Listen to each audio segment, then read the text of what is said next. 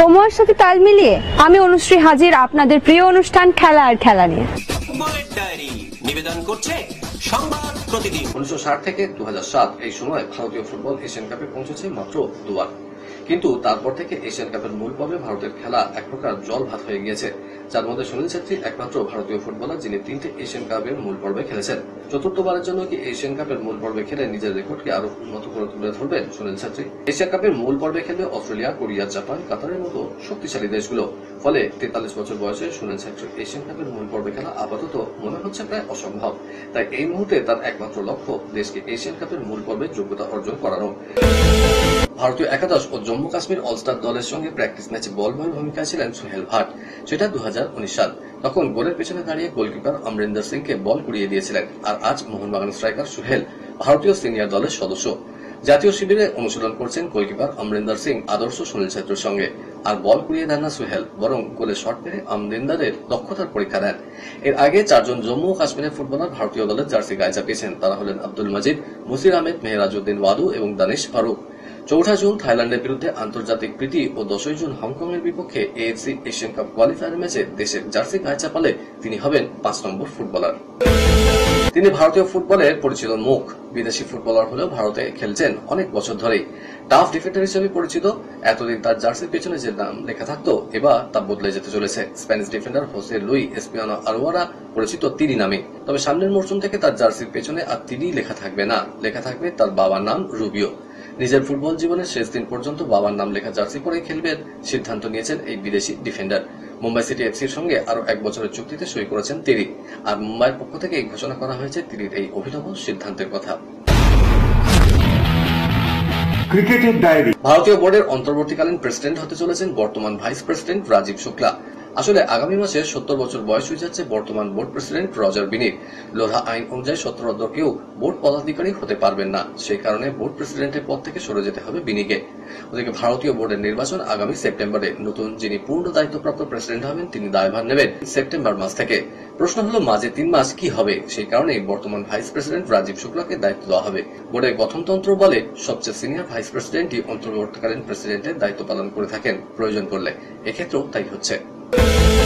আর one day cricket খেলবেন না অস্ট্রেলিয়ার তারকা ব্যাটার গ্লেন ম্যাক্সওয়েল। ম্যাক্সওয়েলের পোশাকি নাম। ম্যাক্সওয়েলের কথা উঠলেই চোখের সামনে ভেসে ওঠে 2023 বিশ্বকাপে আফগানিস্তানের বিরুদ্ধে তার মহাকাব্যিক অপরাজিত 201 রানের ইনিংসটি। সেই ম্যাচে অস্ট্রেলিয়া একসময় 91 রানে 7 উইকেট হারিয়ে পরাজয়ের দোরগোড়া দাঁড়িয়েছিল। তবে 50 ওভারের ক্রিকেট থেকে অবসর নিলেও টি-20 ক্রিকেটে অস্ট্রেলিয়ার হয়ে খেলবেন তিনি। তার লক্ষ্য আগামী বছর টি-20 বিশ্বকাপ। ম্যাক্সওয়েল অস্ট্রেলিয়ার হয়ে 149টি ওয়ানডে ম্যাচ খেলেছেন। মোট রান 3990, সেঞ্চুরি 4টি। বল হাতে দেশের হয়ে তিনি ওয়ানডেতে 77টি উইকেট নিয়েছেন। সেরা বোলিং 40 রানে 4 উইকেট। 11 জুন থেকে শুরু হবে পুরুষদের বেঙ্গল প্রো টি-20 লিগ। 26 জুন 2টি সেমিফাইনাল, ফাইনাল 28 জুন। 12 জুন থেকে শুরু মহিলাদের লিগ। 2টি সেমিফাইনাল, 27 জুন, ফাইনাল পরের দিন। পুরুষদের সমস্ত ম্যাচই হবে এই দিনে। অন্যদিকে মহিলাদের প্রো টি-20 লিগের খেলা হবে সল্টলেকের যাদবপুর বিশ্ববিদ্যালয়ের ক্যাম্পাস মাঠে। পুরুষদের লিগে উদ্বোধনী ম্যাচে মুখোমুখি হবে গতবারের যুগ্ম চ্যাম্পিয়ন সবিস্কো স্ম্যাশার্স মালদা ও মুর্শিদাবাদ কিংস। মহিলাদের লিগে উদ্বোধনী ম্যাচে মুখোমুখি হবে মুর্শিদাবাদ কুইন্স ও হারবার ডায়মন্ডস। আচমকাই আন্তর্জাতিক ক্রিকেট থেকে অবসর গ্রহণ করলেন দক্ষিণ আফ্রিকার power hitter batter Heinrich Klaasen.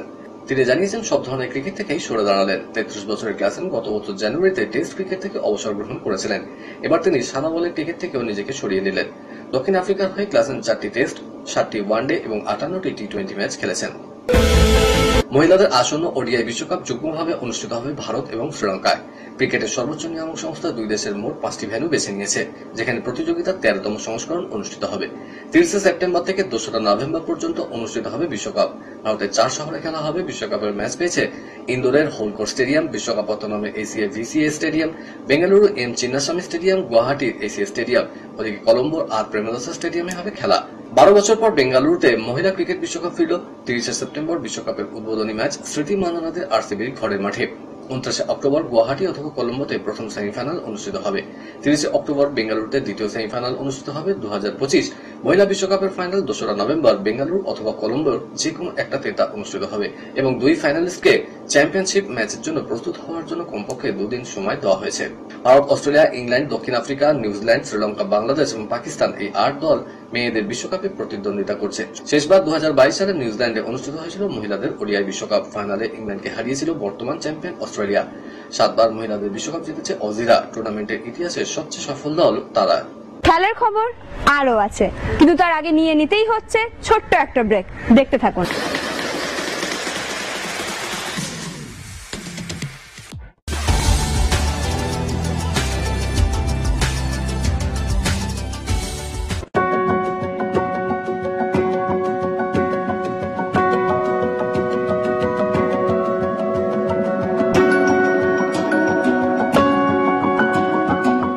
News media প্রযোজিত সাপ্তাহিক বিনোদন অনুষ্ঠান বিনোদন.com দেখুন প্রতি শনিবার ঠিক রাত 10:25 আপনাদের প্রিয় চ্যানেল ভিশনে।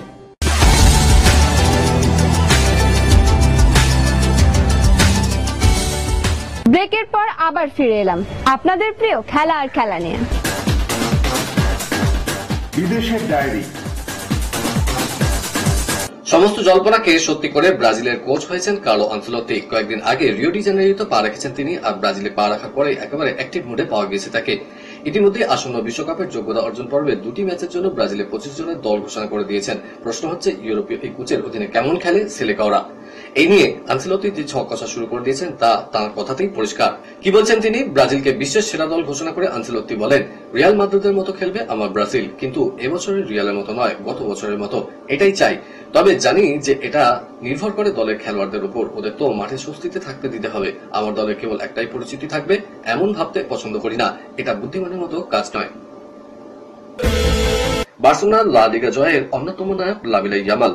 খেতাব নিশ্চিত হওয়ার পর উচ্ছ্বসিত 17 বছরের তরুণ বলেছেন, এই তো সবে শুরু, বার্সার হয়ে আরো অনেক ম্যাচ খেতাব জেতাই আমার লক্ষ্য।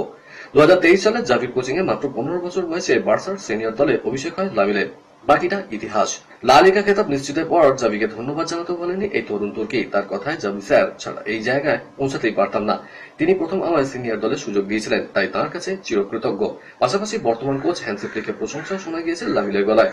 তার কথায়, ফ্লিক টিমের চিন্তা ভাবনায় বদলে দিয়েছেন। আগামী দিনে বার্সেলোনা আরো অপ্রতিরোধ্য হয়ে উঠবে। টোকিও অলিম্পিকে ব্রোঞ্জজয়ী বক্সার লাভলিনা বরগোহাঁই নিজের একাডেমি খুলছেন। গুয়াহাটিতে লাভলিনার এই বক্সিং একাডেমির উদ্বোধন করবেন অসমের মুখ্যমন্ত্রী। বক্সিং এ শুধু প্রতিভা তুলে আনাই নয়, তাদের বিশ্বমানের পরিকাঠামো এবং ট্রেনিং এর সুবিধা দেওয়াই যে তার লক্ষ্য জানিয়েছেন লাভলিনা। শুধু ট্রেনিং নয়, এই একাডেমি হবে তার থেকেও বেশি কিছু। আমি নিজেকেই কথা দিয়েছিলাম এরকম একটা অত্যাধুনিক একাডেমি তৈরির ব্যাপারে। সেই স্বপ্নের বাস্তবায়ন হতে চলেছে। ফরাসি ওপেনে কোয়ার্টার ফাইনালে উঠলেন নোভাক জোকোভিচ। চতুর্থ রাউন্ডের ম্যাচে ব্রিটেনের ক্যামেরন নরিকে সরাসরি সেটে হারিয়ে দিয়েছেন 24টি গ্র্যান্ড স্ল্যামের মালিক। শেষ আটে পৌঁছেছেন তৃতীয় বাছাই আলেকজান্ডার জেরেভ। মহিলাদের সিঙ্গলসের কোয়ার্টার ফাইনালে উঠলেন দ্বিতীয় বাছাই কোকো গফ, ষষ্ঠ বাছাই মিরা আন্দ্রিভা এবং সপ্তম বাছাই ম্যাডিসন কিজ। তবে চতুর্থ রাউন্ডে হেরে গেলেন তৃতীয় বাছাই জেসিকা পেগুলা। সহজেই চতুর্থ রাউন্ডে বাধা টপকিয়েছেন জোকোভিচ। তার পক্ষে ম্যাচের ফল 6-2, 6-3, 6-2। সহজ জয় পেলেও প্রত্যাশিত সন্দেহ দেখা যায়নি বিশ্বের প্রাক্তন 1 নম্বর টেনিস খেলোয়াড়কে। 3টি ডাবল ফল্ট করেছেন জোকার। প্রথম সার্ভিসও ঠিকঠাক পড়েনি এদিন। তবু নরির দুর্বল টেনিস সমস্যা ফেলতে পারেনি তাকে। জেরেভকে অবশ্য বিশেষ লড়াই করতে হল না। নেদারল্যান্ডসের অবাছাই খেলোয়াড় ট্যালন গ্রিগপুস্কের বিরুদ্ধে ওয়াক ওভার পেলেন তিনি।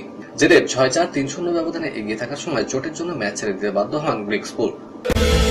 মহিলাদের সিঙ্গলসে প্রত্যাশা মতো এগোলেন গফ। 6-0, 7-5 ব্যবধানে আমেরিকার খেলোয়াড় হারিয়ে দিলেন রাশিয়ার অবাছাই খেলোয়াড় একতেরিনা আলেকজান্দ্রোভাকে। গফও এদিন 4টি ডাবল ফল্ট করলেন। শেষ আটে উঠলেন সপ্তম বাছাই আমেরিকার কিজো। তিনি হারলেন স্বদেশীয় অবাছাই খেলোয়াড় হেইলি ব্যাপটিস্টকে। কলকাতার ডায়েরি নিবেদন করছে গুডেস হসপিটাল। আগামী 25 জুন থেকে শুরু হবে এবারে কলকাতা ফুটবল লিগ। সেই লক্ষ্যে ইতিমধ্যে প্রিমিয়ার ডিভিশনের বিভিন্ন দলগুলো প্রস্তুতিও শুরু করে দিয়েছে। তবে এখনো অনুশীলন নামেনি বড় দলগুলো। আগামীকাল থেকে আসন্ন কলকাতা লিগের প্রস্তুতি শুরু করবে তারা। কিন্তু মাঠের সমস্যা থাকায় আপাতত হাওড়া স্টেডিয়ামে অনুশীলন করবে ইস্ট বেঙ্গল। প্রথম দিকে কোচ বিনো জর্জ না থাকলেও তা সামাল দেবেন সহকারী কোচ ওরচেশমান বিশ্বাস। অন্যদিকে আগামী 16 জুন অনুশীলনে নামবে মোহনবাগান। ডেগি কার্ডোজোর কোচিং এ যুবলীগের চ্যাম্পিয়ন দলকে মূলত এবারে কলকাতা লিগে খেলানোর সিদ্ধান্ত নিয়েছেন কর্তারা। তবে মোহনবাগান মাঠ সংস্কারের কাজ চলায় প্রাথমিকভাবে কিছুদিন তারা অনুশীলন ছাড়বে যুব ভারতের অনুশীলন মাঠে। পাশাপাশি দিনক্ষণ চূড়ান্ত না হলেও দ্রুত অনুশীলন শুরু করার পরিকল্পনা আছে মোহামেডানেরও। অন্যদিকে রঞ্জন চৌধুরী কোচিং এ এরিয়ান ক্লাব এবং বিশ্বজিৎ ভট্টাচার্যের প্রশিক্ষণে অনুশীলনে নেমে পড়েছে কাস্টমস দল। পরিকল্পনা অনুযায়ী আগামী 25শে জুন থেকেই শুরু হবে প্রিমিয়ার ডিভিশন লিগ। সেই মতো প্রস্তুতি শুরু করে দিয়েছে প্রত্যেকটি ফুটবল ক্লাব। তবে এবার উঠে আসতে শুরু করেছে নয়া তথ্য। এবারে কলকাতা ফুটবল লিগে ভবানীপুর দলের হয়ে খেলতে দেখা যেতে পারে সামাদ আলী মল্লিককে। শেষ আইএসএল মরশুমে কলকাতা ময়দানের তৃতীয় প্রধান তথা মোহামেডান স্পোর্টিং ক্লাবের অধিনায়কত্ব করেছিলেন এই ভারতীয় ফুটবলার। যখন এই সুযোগ পেয়েছেন নিজের সেরাটা দেওয়ার চেষ্টা করে গেছেন সবসময়। দলের খুব একটা সাফল্য না থাকলেও একক দক্ষতায় নিজেকে মেলে ধরার চেষ্টা করেছেন। কিন্তু এবার আগত নয়া ফুটবল মরশুমে কলকাতা ফুটবল লিগের অন্যতম শক্তিশালী এই দলের হয়ে খেলতে দেখা যেতে পারে সামাদকে। যদিও এখনো পর্যন্ত চূড়ান্ত হয়নি বিষয়টা। সব ঠিকঠাক থাকলে আগামী কয়েকদিনের মধ্যেই পরিষ্কার হয়ে যাবে সবকিছু। কলকাতার ডায়েরি নিবেদন করলো গুড এজ হসপিটাল। ইচ্ছে ছিল আরো খবর দেওয়ার, কিন্তু সময় বলে দিচ্ছে এই পর্যন্তই থাক।